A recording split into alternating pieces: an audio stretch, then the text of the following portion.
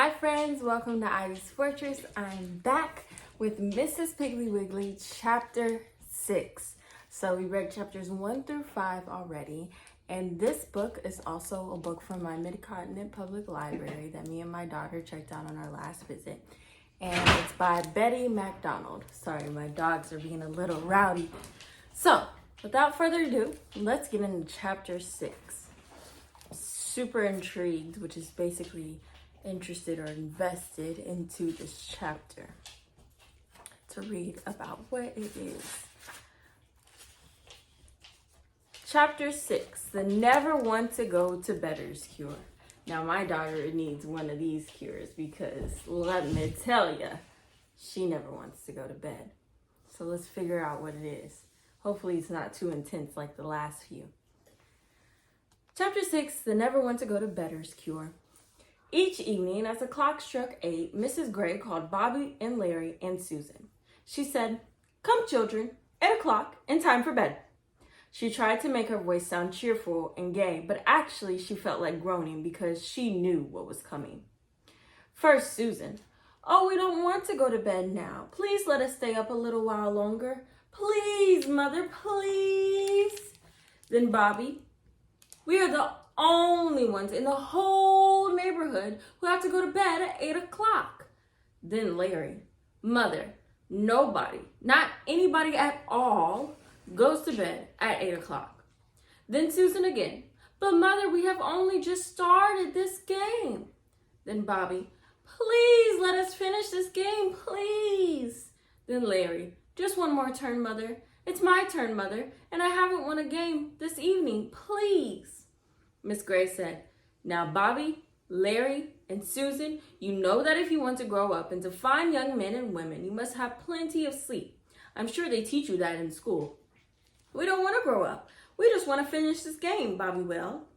And so night after night, poor Mrs. Gray argued and pled and begged her children to go to bed. And by the time they had finished whining and complaining, it was usually almost 9 o'clock. Mrs. Gray was desperate. Finally, one day she called her friend, Mrs. Grassfeather. She said, "Hello, Mrs. Grassfeather. This is Mrs. Gray, and I would like to find out what time Catherine and Wilford go to bed." Mrs. Grassfeather said, "Why at 8 o'clock, Mrs. Gray? Unless their Uncle Jasper comes for dinner, and then I usually let them stay up until 9:30 to hear Uncle Jasper tell about his experiences in the Boer War." That, of course, is strictly Mr. Grassfeather's idea. He not only allows the children to stay up until 9:30, but he pays them as well for listening to Uncle Jasper while he goes to bed. Mrs. Gray said, "Do the children like to go to bed at 8 o'clock? Mrs. Grassfeather said, "Oh, they are very good about it because they know that if they whine and complain, I will not let them stay up the next time Uncle Jasper comes over, which is about 4 nights a week." As the Grays had no Uncle Jasper, Mrs. Gray realized that Mrs. Grassfeather could be of no help. So she said, "Goodbye," and hung up the phone. Then she called Mrs. Gardenfield. "Hello, Mrs. Gardenfield. This is Mrs. Gray, and I called to see what time Worthington and Guinevere go to bed at night." Mrs. Gardenfield said, "Oh, they go to bed any time after Daddy comes home. You see, Mrs. Gray, Mr. Gardenfield gets home at 4:30. We have dinner at 5:30, and the children, Mr. Gardenfield and I, all go to bed at 6:30. 6:30, said Mrs. Gray, amazed. "My goodness, that is early." Mrs. Gardenfield said, "It is not early if you get up at 4:30. Mrs. Gray said, "But who wants to get up at 4:30? "We do," said Mrs. Gardenfield, and hung up the phone in a huff. So Mrs. Gray thought, and suddenly she remembered that only yesterday Dick Thompson's mother had been telling her about a wonderful little woman named Mrs. Piggly Wiggly. And so even though she had never seen Mrs. Piggly Wiggly, she decided to call her on the telephone and ask her to help with her never want to go to bedders. She said to Mrs. Piggly Wiggly, "I am Mrs. Gray, the mother of Bobby, Larry, and Susan." Mrs. Piggly Wiggly said, "Oh yes, of course. How are the children? I have not seen them since they returned from camp." Mrs. Gray said, "Mrs. Piggly Wiggly, Bobby and Larry and Susan are very well and very cooperative until about 8 o'clock at night, and then they turn into whiny, complaining little non-cooperators." Mrs. Piggly Wiggly said, "Oh, yes, I see. They never want to go to bedders, aren't they?" Mrs. Gray said, "How on earth did you know?" Mrs. Piggly Wiggly laughed and said, Oh, that is one of the most commonest of the children's ailments. The moment you said they were good until 8 o'clock, I knew what the trouble was. Mrs. Gray said, do you know anything to do for them? How to cure this hateful disease? Mrs. Piggly Wiggly said, oh, that's very simple. Beginning tonight, don't tell them to go to bed. Let them stay up as late as they want to. You and Mr. Gray go on to bed anytime you are tired, but leave the children downstairs. Mrs. Gray said, but their health. That will ruin their health. Mrs. Piggly Wiggly said, oh, I do not believe that a day or so without sleep will harm them, and it will certainly cure them. It is really worth a try, Mrs. Gray, but if you have any trouble and the cure doesn't seem to be working, call me.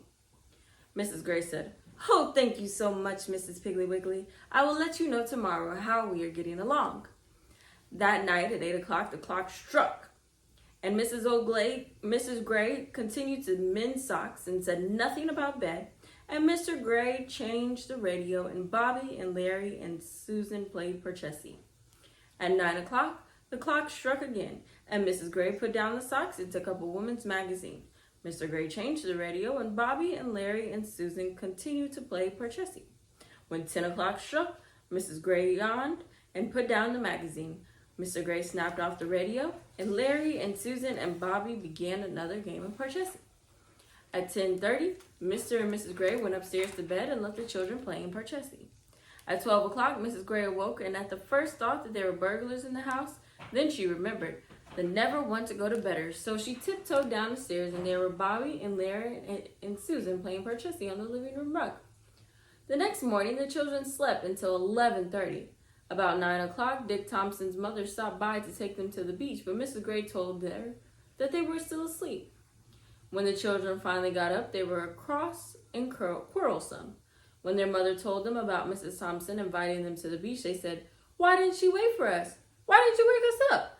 I think Mrs. Thompson is mean not to wait. Mrs. Gray said, I see no reason why Mrs. Thompson and Dick should have had their day spoiled waiting for the 3 little members of the all-night Parcheesi Club to get up. Now come on and eat your breakfast and stop complaining. That night after dinner, Mr. and Mrs. Gray went to a movie picture show and left Larry, Bobby, and Susan playing tiddlywinks. When the Grays came home about 12:30, the children were still up playing tiddlywinks and quarreling about whose turn it was. The next morning, they had a 9 o'clock dentist appointment, and so Mrs. Gray got them up at 8.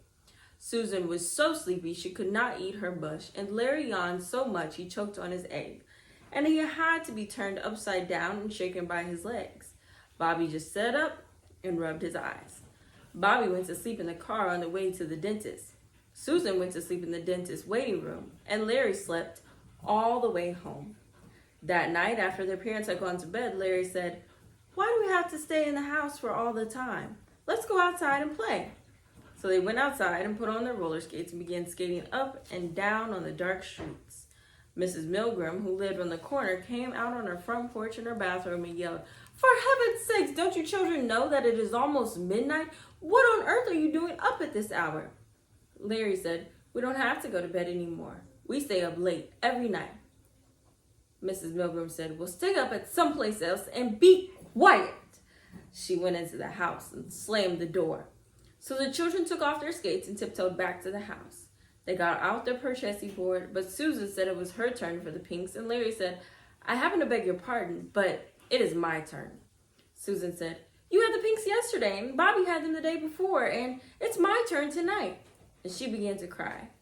Larry threw the pinks at her, and one of them went into the fireplace, and they had to strain the ashes through their fingers until they found it. When they finally were ready to play, Bobby was asleep with his head on the board, so Susan and Larry played, jumping their men across Bobby's head until Susan too fell asleep right in the middle of her turn. Larry woke Susan and Bobby, and they all went to bed just as the clock struck 1. The next day, there was a matinee at the neighborhood theater, and Mrs. Gray said they could go. It was a wonderful picture with Indians and cowboys and pioneers, and the children were very excited. But no sooner had they found their seats and settled back in the nice dark theater when first Susan, then Bobby, and finally Larry fell asleep. They slept peacefully through the Indian picture, a Mickey Mouse cartoon, and a newsreel. When the show was over, all the other children went home to dinner, but Larry and Susan and Bobby slept on. Susan was the first to awake. She sat up and rubbed her eyes. Where was she? Why was it so dark? Oh, how stiff and cramped she was. She poked Larry and Bobby until they too awoke. They were frightened when they realized that they were still in the theater, now dark and empty, except for 2 rats nibbling popcorn in the front row. Susan began to cry. Everybody's gone and left us, and we'll have to stay here until we die, she bawled. Larry said, Oh, Susan, don't be silly. All we have to do is walk out the door. Come on, everybody. They groped their way up the aisle to the door, but it was locked. They tried all the doors, but they were all locked. Susan began to cry again. I'm hungry and I want to go home, she wailed. Bobby said, I'll bet there's a back way, Larry. Let's look. They felt their way back down the aisle again and climbed up on the stage. Then suddenly they heard the front door open. A flashlight's bold eye blinked in the darkness and a voice said, Hey, what's going on here? What are you kids doing? It was Mr. Murphy, the janitor, and the children were so glad to see him that they ran and clung to his legs, and all talked at once. Oh, Mr. Murphy, we were locked in. We must have fallen asleep in the picture. What time is it? Will you let us out? Mr. Murphy laughed at them, let them out the front door, and drove them home. Mother and Daddy were in the living room playing bridge, and the Andersons and seemed not at all surprised to see the children. Mrs. Gray said, There's bread and milk on the kitchen table. Please put everything away when you finish, and went on with her game. The children ambled out to the kitchen, but they were too tired to eat, so they went upstairs and flung themselves across their beds. After they had rested for a while, Larry suggested that they play burglar. They turned off all the upstairs lights and crept around behind doors and under beds and had a fine, scary time until Larry pushed Bobby down the clothes chute and Bobby stuck and Susan screamed. And Daddy came upstairs and yanked Bobby out and spanked them all and sent them to their rooms. Susan and Bobby got right into the bed and went to sleep, but Larry stayed awake until the guests had gone home and their mother and Daddy had gone to bed. Then he pinched Bobby awake and they both sneaked into Susan's room and pulled off her covers. Larry said, Let's go downstairs and see if there are any sandwiches or cookies left. Susan was very sleepy, but she said, Oh, all right.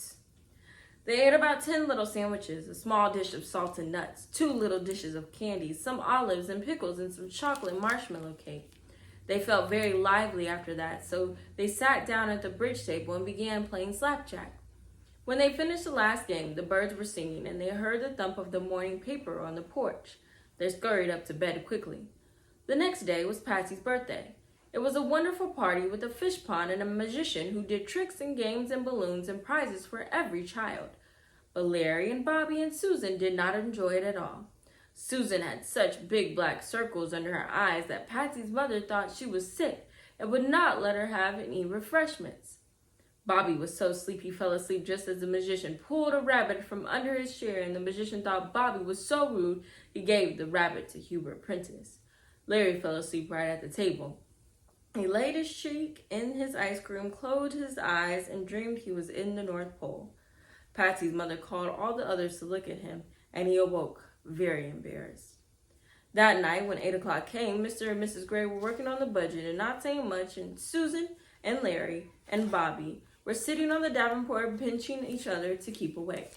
At last the clock struck. Bong, bong, bong, bong, bong, bong, bong, bong. The children jumped up and rushed over to their mother and father as they said, It is 8 o'clock and time for bed. Please let us go to bed. Please don't make us stay up anymore. Please. They flipped the switch. Mrs. Gray said, Why, I thought you enjoyed staying up late. I thought all the children in this neighborhood stayed up late. The children said, Nobody has to stay up late but us. We just hate it. May we go to bed, please? Mrs. Gray said, Very well, children. From now on, if you are good, I will let you go to bed at 8 o'clock every night. Woo! I love a good flipping of the switch. That way kids can learn for themselves and we don't have to do anything but let you figure it out on your own. So that's why it's important to go to bed at a decent hour so you're not all tired and falling asleep during your favorite activities like birthday parties and fun games and events and activities. So, if you take anything from today's chapter 6, because we only have 2 chapters left, friends, of Mrs. Piggly Wiggly, go to bed when your mommy, your daddy, your auntie, your uncle, or whenever your guardian tells you to. Because if you don't, you might have some ice cream on your face, and everybody's gonna laugh at you when you wake up with a nice good sundae plowed all over you. Well, that's all I got for you today, friends. Bye. Catch you next time.